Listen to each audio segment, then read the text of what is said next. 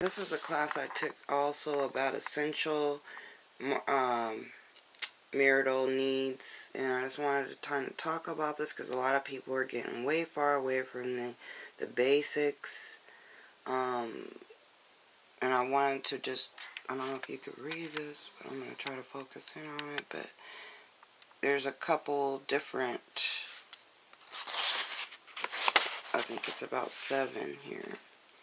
I'm going to go over them real quick. Affection, is essential. A lot of men don't want to give affection. I know women that cry all the time about it, and it's really becoming a problem. I know there's women that are like that as well. We got sexual fulfillment. That's definitely something that needs to be addressed. I'm not going to read the whole thing, but you can probably stop the video if you want and read it. Or you could take the class.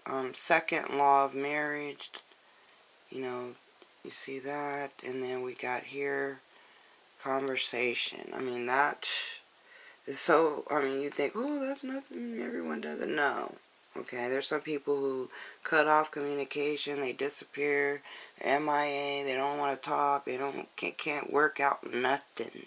Okay, and that's why their marriages and their relationships crumble. And then they don't know how to converse in like a productive way, in a positive way, and they're just negative.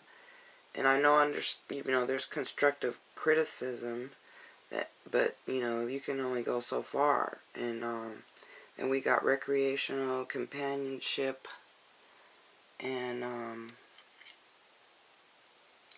what are you doing? Are you playing together? Because if you are, you're staying together. Are you praying together?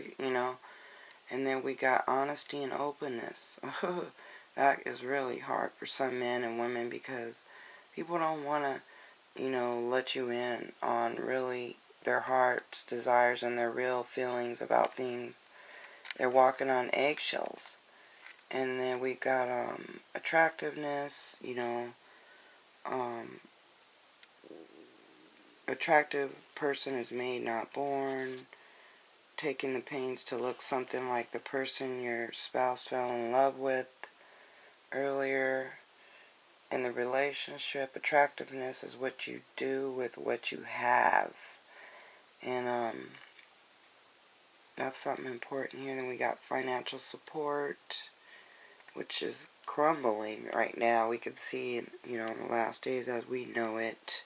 Men are walking away from their responsibilities. They're just abandoning their roles, women as well, and it's just a lot of selfishness and just pure sin, greed. And so happy is the couple who tries to live in what they have, not what they want. And of course people are always wanting. So this is definitely something that people need to know. And then we got 8 here, domestic support. And we know fair is what you both think is fair, because we'll have one person that's only gets to decide how everyone feels and what's going on, and they dictate everything sometimes. They even tell you things that aren't fair. They know it's not fair, but they try to, make it standard. And then we got family commitment. The best husband is a good father. We got a lot of men who just aren't fathers anymore. They just don't want to be part of the family. They've, abandoned the caretaking role of raising the family, and they've just left it all up to, the woman, or vice versa. And then we've got administration. This one is pretty deep here. And expressing yourself in a manner that builds the self-esteem and thus the confidence level of your mate. That involves expression of how wonderful you feel your mate is and in the personhood and accomplishments.